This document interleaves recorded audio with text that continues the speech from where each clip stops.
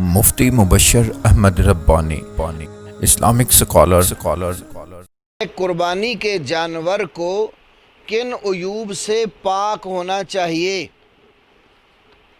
تو اس سلسلے میں رسول اللہ صلی اللہ علیہ وسلم کی دو احادیث آپ کے سامنے عرض کرتا ہوں۔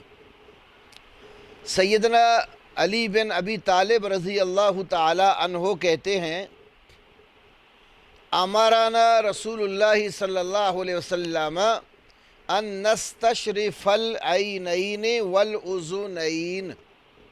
یہ ترمذی شریف میں 1503 نمبر پر حدیث ہے کہ رسول اللہ صلی اللہ علیہ وسلم نے ہمیں حکم دیا ہے کہ ہم جانور کی دونوں آنکھیں اور دونوں کان اچھی طرح دیکھ لیں، خوب چیک کر لیں کہ آنکھوں میں اور کانوں میں کوئی عیب تو نہیں ہے۔ دوسری حدیث براء ابن عازب رضی اللہ تعالی عنہ سے مروی ہے، رسول اللہ صلی اللہ علیہ وسلم فرمایا لا یضحى بالارجاء بین ضلعها۔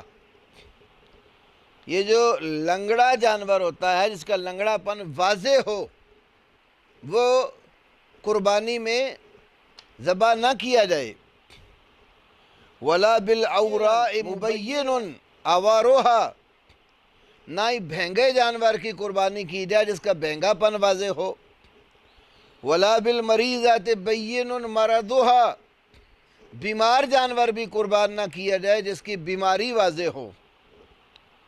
ولا بالعجفاء التي لا تنقى، اور لاغر اور کمزور جس کی ہڈیوں میں کوئی گدا ہی نہ ہو، وہ جانور بھی ذبح نہ کیا جائے۔ یہ حدیث ترمذی شریف میں 1492 نمبر پر، ابو داؤد میں 2803 اور نسائی شریف میں 4364، ابن ماجہ میں 3144 نمبر پر موجود ہے۔ اس طرح موطا امام مالک، مسند احمد اور مسند دارمی میں بھی یہ حدیث ہے۔ تو سنن کی ان دو صحیح حدیثوں سے یہ بات معلوم ہو گئی، چار عیب رسول اللہ صلی اللہ علیہ وسلم نے بیان کیے۔ ایک، لنگڑا جانور جس کا لنگڑا پن واضح ہو۔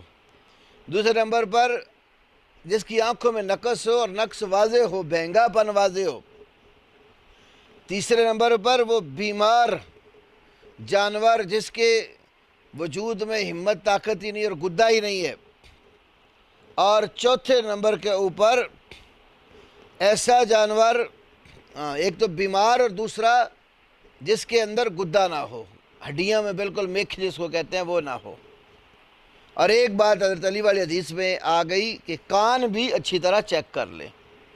تو جو جانور ان عیوب سے پاک اور مبرہ ہوں اور ان چار قسموں میں سے ہوں جو اونٹ، گائے، بکری اور بھیڑ ہے، تو اس جانور کی قربانی کی جائے گی۔